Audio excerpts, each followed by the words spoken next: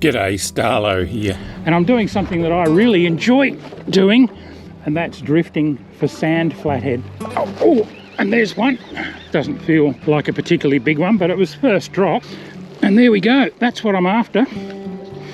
Now that is a legal sand flathead, definitely over the 33.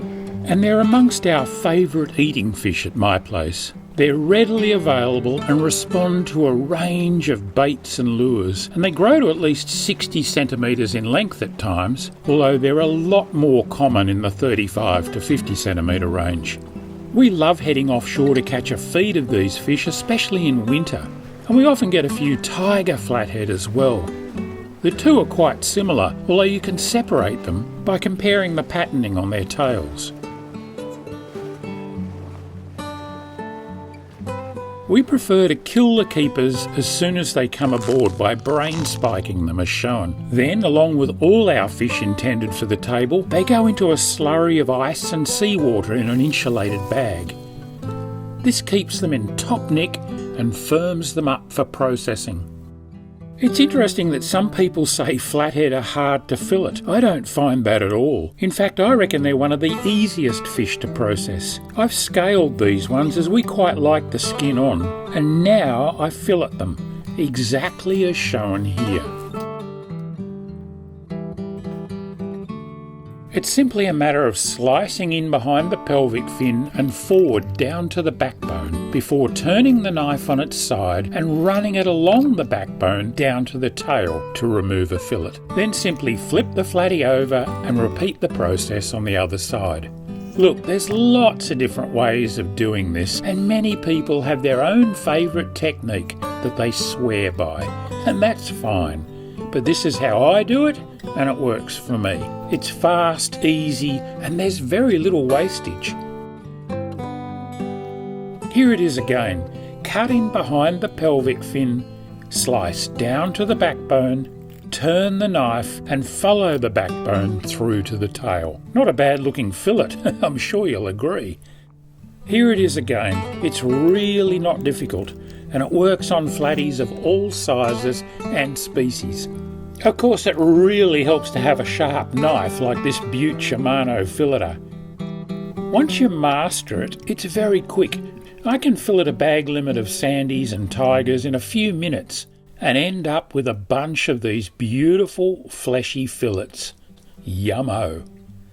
But of course, they're not boneless at this point, so what you do next with them depends very much on personal preferences and who'll be eating them. This rib cage area contains a lot of bones, which some people find annoying, but you can remove them, and there are a few ways to do it. For starters, feel with your finger for the point at which the bone structure ends. Everything from here back is boneless, so if you take your knife and slice straight down here like I'm doing, you'll produce what's often referred to as a flathead tail. A completely boneless piece that's perfect for serving to young kids, elderly folks, or simply to fussy seafood fanciers who hate picking around the bones.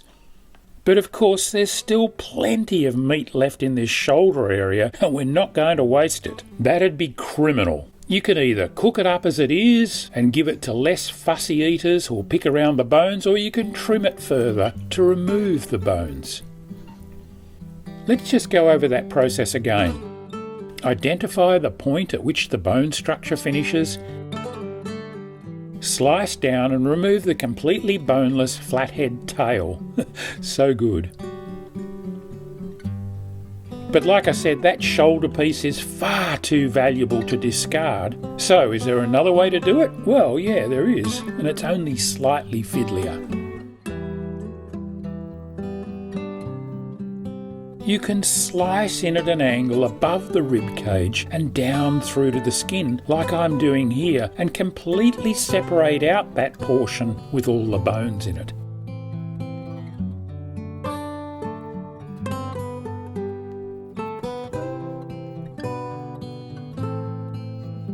This is where the bones are, but again, it's still too good to waste, so I'll show you one option for it in a minute. Now, feel the shoulder section of your fillet to make sure you haven't missed any bones.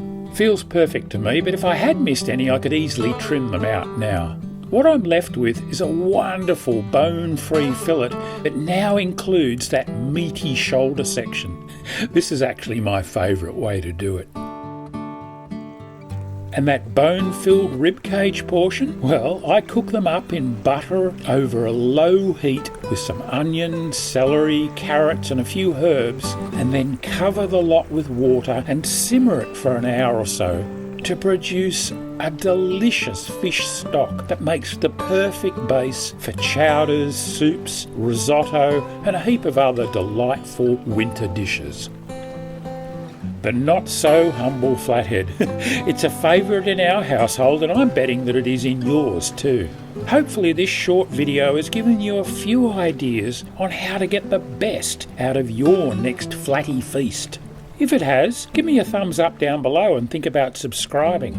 And until we next catch up, tight lines and bon appetit. Oh, and check out these other 2 Catch and Cook episodes as well.